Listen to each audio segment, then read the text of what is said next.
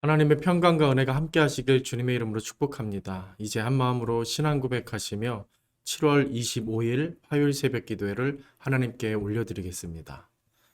나는 전능하신 아버지 하나님, 천지의 창조주를 믿습니다. 나는 그의 유일하신 아들, 우리 주 예수 그리스도를 믿습니다. 그는 성령으로 잉태되어 동정녀 마리아에게서 나시고 본디오 빌라도에게 고난을 받아 십자가에 못 박혀 죽으시고 장사된 지 사흘 만에 죽은 자 가운데서 다시 살아나셨으며 하늘에 오르시어 전능하신 아버지 하나님 우편에 앉아 계시다가 거기로부터 살아있는 자와 죽은 자를 심판하러 오십니다. 나는 성령을 믿으며 거룩한 공교회와 성도의 교제와 죄를 용서받는 것과 몸의 부활과 영생을 믿습니다. 아멘. 전능하신 아버지 하나님, 더욱 주님을 의지하는 마음을 가지고 오늘 말씀 앞에 섭니다. 하나님께서 은혜 주셔서 오늘 믿음으로 살게 하시고 말씀에 힘입어 살 수 있도록 하나님 인도하옵소서. 예수님의 이름으로 기도드립니다. 아멘. 하나님 말씀 보시겠습니다. 하나님 말씀 이사야 44장 1절에서 5절까지 말씀입니다. 구약성경 이사야서 43장 1절에서 5절까지 말씀 제가 봉독합니다. 나의 종 야곱, 내가 택한 이스라엘아, 이제 들으라. 너를 만들고 너를 모태에서부터 지어낸 너를 도와줄 여호와가 이같이 말하노라. 나의 종 야곱, 내가 택한 여수르나, 두려워하지 말라. 나는 목마른 자에게 물을 주며 마른 땅에 시내가 흐르게 하며 나의 영을 내 자손에게, 나의 복을 내 후손에게 부어주리니 그들이 풀 가운데에서 솟아나기를 시냇가에 버들같이 할 것이요. 한 사람은 이르기를 나는 여호와께 속하였다 할 것이며 또 한 사람은 야곱의 이름으로 자기를 부를 것이며 또 다른 사람은 자기가 여호와께 속하였음을 그의 손으로 기록하고 이스라엘의 이름으로 존귀히 여김을 받으리라. 아멘. 다시 한번 말씀을 천천히 묵상하시면서 개인적으로 깊이 있게 좀 더 묵상하며 나아가는 시간을 갖도록 하겠습니다.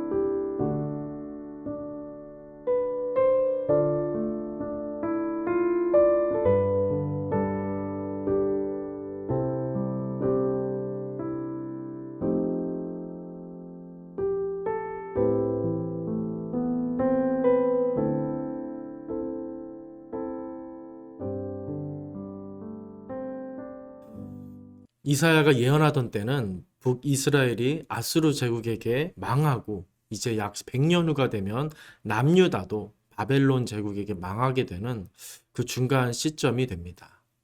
그래서 이사야의 시점은 이미 임한 멸망을 받고 앞으로 임할 멸망을 보고 있는 그런 시점인 것입니다. 그렇게 국제적으로 애굽과 아수르 또 바벨론과 같은 강대국들이 점점 강성해지면서 이스라엘과 같은 작은 나라는 위협을 크게 느끼는 그런 분위기가 고조되던 그런 때였습니다. 또 내부적으로도 이 이스라엘 유다 내부적으로도 사정이 썩 좋지 않았는데 윤리적으로 또 종교적으로 굉장히 타락하고 부패한 그런 상황이었습니다. 그런 상황 속에서 이사야는 남유다의 왕 곁에서 조언자로서 하나님 말씀 전하며 또 나라의 미래를 왕들에게 알려주면서 하나님의 뜻대로 정치할 수 있도록 도왔던 것입니다. 하지만 왕을 비롯해서 유다 백성들이 어땠습니까? 하나님의 뜻을 저버렸고요. 하나님이 경고하신 그 길, 가지 말라고 한 경고한 그 길로만 자꾸 나아가는 그런 악한 모습을 보였습니다. 그러면서도 무엇이 잘못되었는지 이것을 몰랐고요. 그렇기 때문에 계속해서 이 백성들은 불의와 불신앙만 행하는 모습을 보입니다. 그래서 결국 이사야 선지자의 심판 예언은 그대로 이루어져 버렸고요. 북이스라엘에 이어 남유다까지 멸망하게 되는 그런 일이 있게 된 것입니다. 이런 과거와 현재, 미래의 역사적 맥락 속에서 하나님은 이사야를 통해 심판을 말씀하시는데 이스라엘과 유다에게뿐 아니라 아수르와 바벨론 그리고 블레셋, 모압, 다메섹, 두로, 애굽 이런 모든 나라들, 이런 여러 열방 나라들에 대해서도 심판을 말씀하고 계십니다. 그 이유는 그들의 교만 때문입니다. 열국의 교만 때문입니다. 강한 나라들은 여러 나라들을 짓밟으며 자기들이 하나님보다도 강하고 높다고 자부하며 교만했고요. 또 약한 나라들 역시 더 약한 나라들을 괴롭히면서 우쭐대었던 교만한 모습을 나타냈기 때문입니다. 하지만 하나님의 심판은 아무리 그렇다 하더라도 멸망만을 위한 것은 아닙니다. 공의와 평화를 위한 것이었습니다. 그래서 우리는 선지서에서 심판의 메시지를 읽을 때마다, 받을 때마다 하나님은 궁극적으로 회복을 원하시는 분이다. 회복을 원하시는 분이 우리 하나님이시다라는 이 사실, 이 진리를 기억해야만 합니다. 곧 심판의 맥락은 회복인 것입니다. 특별히 우리가 오늘 주목해서 볼 본문의 내용은 유다에 대한 하나님의 회복 메시지에 해당이 됩니다. 우리가 역사 속에서 확인할 수 있듯이 유다는 이스라엘을 멸망시킨 아수르보다 더 강하고 더 잔인한 이 바벨론 제국에 의해 멸망을 당하고 맙니다. 그것은 분명한 사실입니다. 하지만 하나님은 오늘 이사야를 통해, 이 선지자를 통해 유다는 그렇게 끝나지 않는다. 다시 새로운 시작과 회복이 있을 것이다. 그렇게 예언으로, 약속으로 소망을 말씀하고 계신 것입니다. 그리고 이제 계속 이사야 말씀을 들으면서 아시겠지만 이 회복의 약속은 단순히 유다에게만 국한되진 않습니다. 그 유다에게 임하는 은혜가, 회복이 자복하고 회개하는 모든 다른 열방에까지 미치게 된다라고 선지자는 말하는 것입니다. 그래서 7장에 올라가 보시면 7장을 보시면 이스라엘을 다시 일으킬 한 새로운 왕에 대해 이미 말씀을 하나님은 하셨는데요. 선지자를 통해 그 이름이 놀랍게도 임마누엘입니다. 이미 이사야에서 7장에서 임마누엘이라는 이름이 나오는 것입니다. 이스라엘이 죄악으로 열방과 함께 심판을 받게 되지만 하나님은 반드시 그들과 함께 해주신다. 그들의 고통 속에 찾아와 주신다. 그들을 회복으로 이끌어 주신다라는 약속의 메시지, 그 이름인 것입니다. 그 임마누엘 하나님의 은혜가 유다에 임하고 그 다음에 열방으로 흘러 넘쳐서 이 땅에 공의와 평화가 임하는데 새 예루살렘, 새로운 피조세계 역사가 온 열국에 임하게 될 거라는 예언의 말씀인 것입니다. 그렇다면 어떻게 되겠습니까? 심판이 다가 아닌 것입니다. 그 누구든 하나님을 바라보면 심판 중에도 소망이 있다는 것입니다. 그런 맥락을 생각하며 오늘 본문을 좀 한 절 한 절 살펴보고자 합니다. 회복과 심판이 교차적으로 앞에서 계속 사실 나오고 있는데요. 오늘 본문 이사야 44장은 집중적인 소망과 회복의 메시지에 해당됩니다. 1절부터 한번 살펴보겠습니다. 나의 종 야곱, 내가 택한 이스라엘아 이제 들으라. 그렇게 말씀합니다. 단순히 이스라엘아 들으라 이게 아니라 나의 종 야곱, 내가 택한 이스라엘아, 이렇게 굉장히 친근하게 부르고 계신 것입니다. 아시겠지만 이스라엘은 원래 이삭의 아들 야곱의 이름이었습니다. 하나님이 야복 강가에서 간절히 기도하는 야곱에게 특별한 은혜를 주시며 그렇게 이름을 붙여주셨던 겁니다.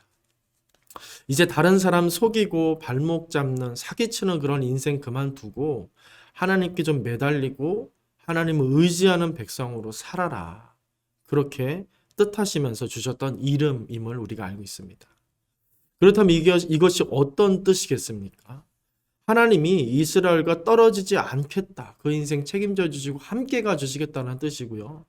이스라엘이 고통을 겪을 때 도와주시고 구원해 주시겠다라는 아주 강력한 의지, 어떤 응답으로서의 이름을 그렇게 주셨던 겁니다.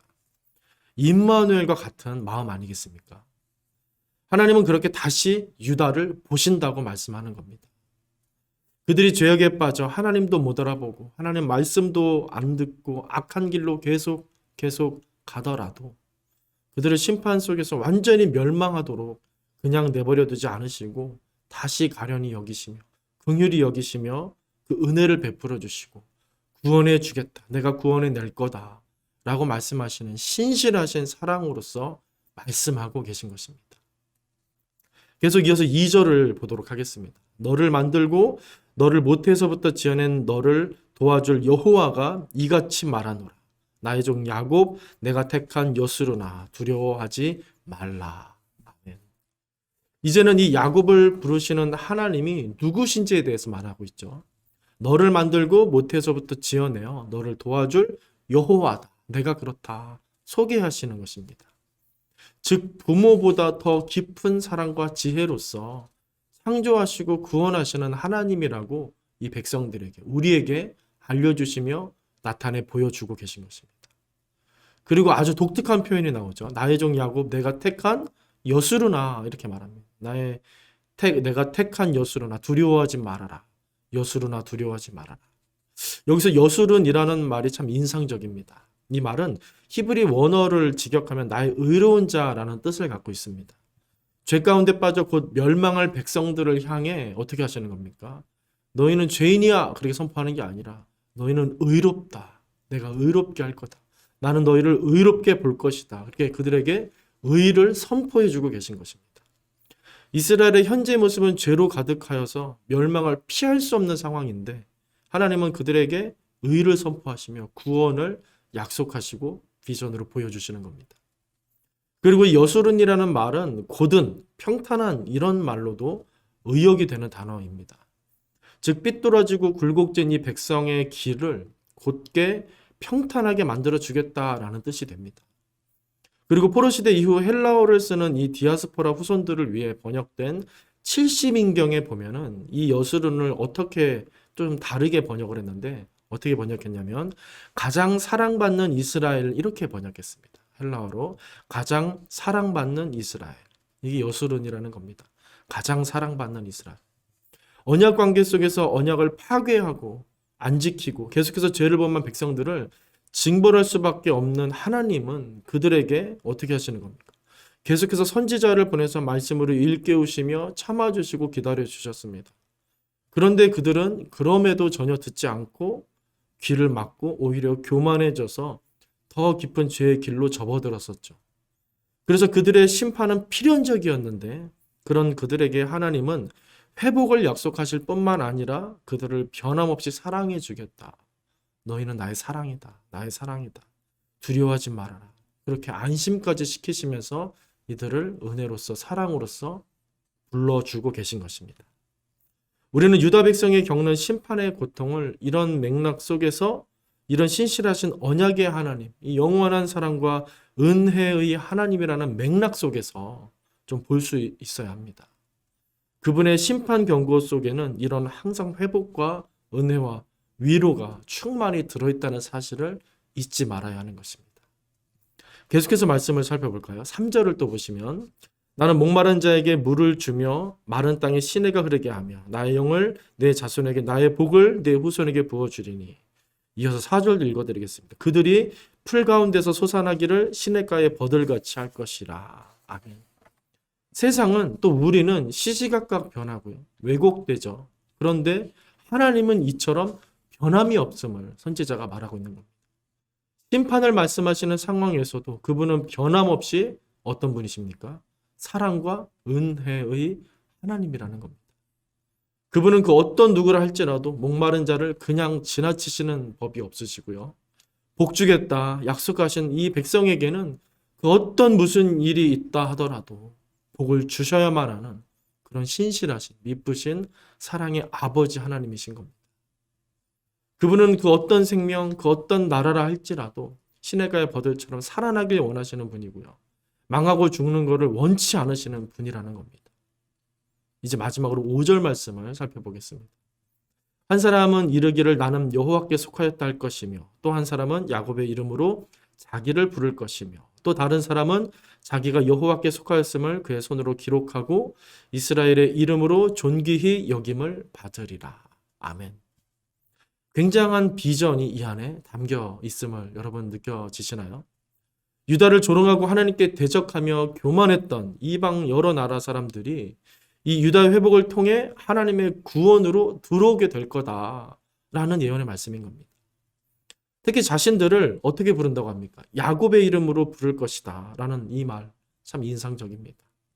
이방인들이 은혜를 입어 이제 하나님을 깨닫게 되고 그분의 언약 백성인 이스라엘처럼 자기들도 언약 백성임을 자청하며 자랑하며 하나님을 찬양하는 백성이 될 거라는 열방에 대한 아주 흥분되는 소망이 넘치는 너무나 위대한 그런 비전인 것입니다.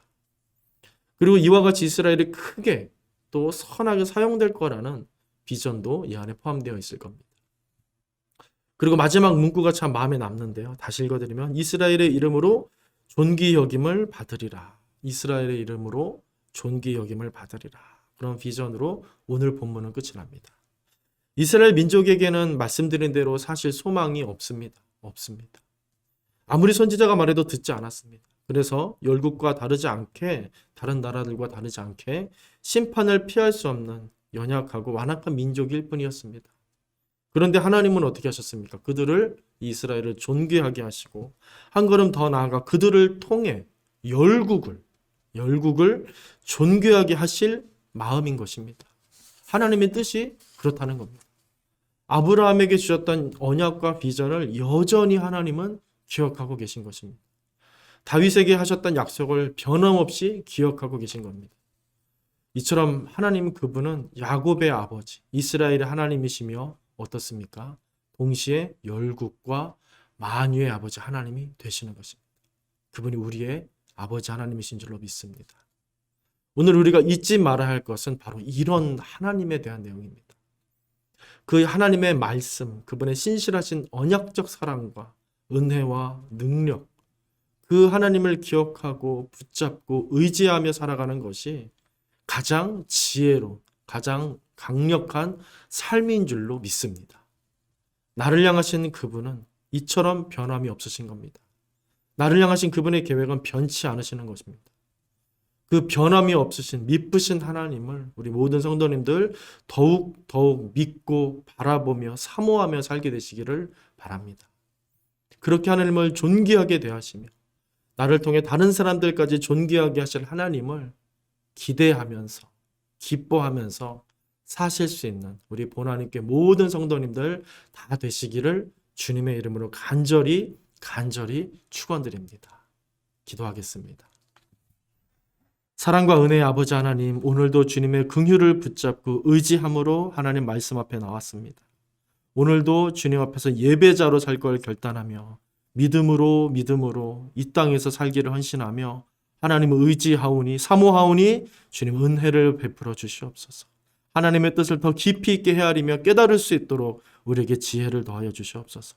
오늘 살아갈 소망, 그 힘을 우리에게 허락하여 주셔서 하나님의 귀한 뜻을 발견하고 나타내며 우리가 성취시켜 드릴 수 있는 그런 순종의 삶, 믿음의 삶을 살아갈 수 있도록 성령님 우리를 주장하시고 인도하여 주시옵소서. 예수님의 이름으로 기도드립니다. 아멘. 하늘에 계신 우리 아버지의 이름을 거룩하게 하시며 아버지의 나라가 오게 하시며 아버지의 뜻이 하늘에서와 같이 땅에서도 이루어지게 하소서. 오늘 우리에게 일용할 양식을 주시고 우리가 우리에게 잘못한 사람을 용서하여 준 것 같이 우리 죄를 용서하여 주시고 우리를 시험에 빠지지 않게 하시고 악에서 구하소서. 나라와 권능과 영광이 영원히 아버지의 것입니다.